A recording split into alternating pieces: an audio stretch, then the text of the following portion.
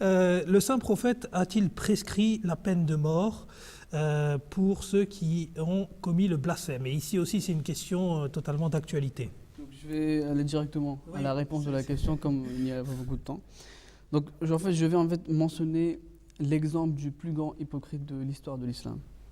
Que c'était une personne qui avait blasphémé le saint prophète sallam. Qu'est-ce qui s'est passé avec lui? Et c'est un incident assez important que même le Coran l'a mentionné. Et donc, le Coran mentionne cet incident dans Surah Al-Munafiqun, verset 9. Donc il est dit يَقُولُونَ لَإِنْ رَجَعْنَا إِلَى الْمَدِينَةِ لَيُخْرِجَنَّ الْأَعَزُّ مِنْهَا الْأَذَلَّ. Ils disent que si nous retournons à Médine, le plus honorable en chassera assurément le plus méprisable. Donc ici, unanimement, les commentateurs du Saint-Coran sont d'accord que l'on parle ici de Abdullah bin Ubay bin Sulul. Donc on revenait d'une guerre et Abdullah bin Ubay bin Sulul dit il déclare que le plus honorable, c'est-à-dire qu'il parlait de lui-même, en chassera assurément le plus méprisable. Et il parle du saint prophète sallallahu alayhi wa sallam. Donc en entendant cela, les compagnons du saint sallam se sont énervés. Ils ne pouvaient pas supporter ces paroles. Donc un par un, ils venaient voir le saint sallam que, ô prophète de Dieu, on ne peut pas supporter là, laissez-nous le tuer, laissez-nous l'assassiner. Le saint prophète sallam, il a dit non, personne ne va le toucher.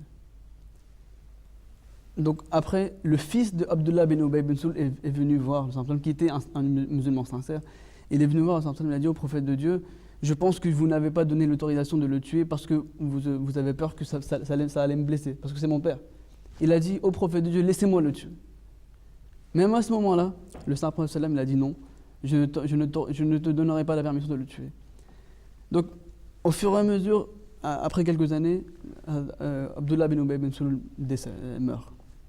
Maintenant, regardez l'exemple du saint prophète sallam et l'exemple aujourd'hui des musulmans qu'est-ce qu'ils sont en train de faire. Le saint prophète sallam, qu'est-ce qu'il fait?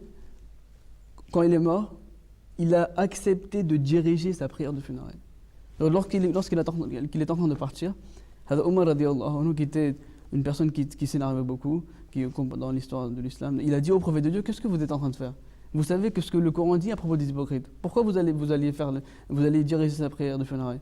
Le saint a dit, oh Omar, laisse-moi passer. Omar radiallahu anhu continue, il a dit au prophète de Dieu, le Coran déclare que même si vous priez 70 fois pour ces personnes-là, Dieu vous n'acceptera pas vos prières.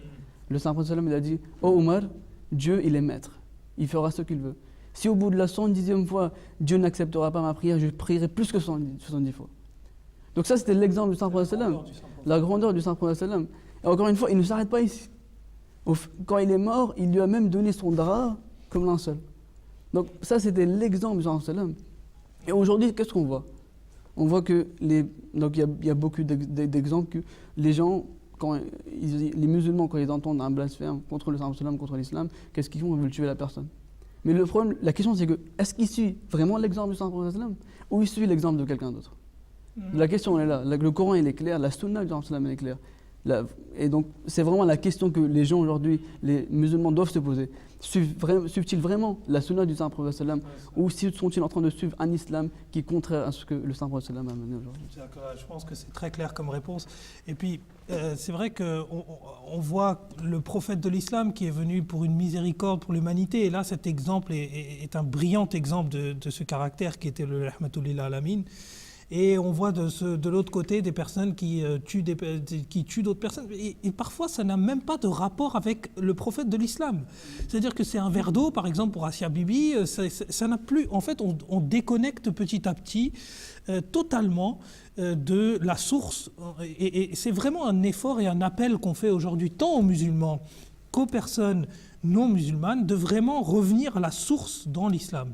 Et de se dire que vraiment, regardez dans la source, il n'y a aucune mention de tout cela. Alors pourquoi aller dire que ça relève de l'islam, si dans nos sources, ce n'est pas contenu?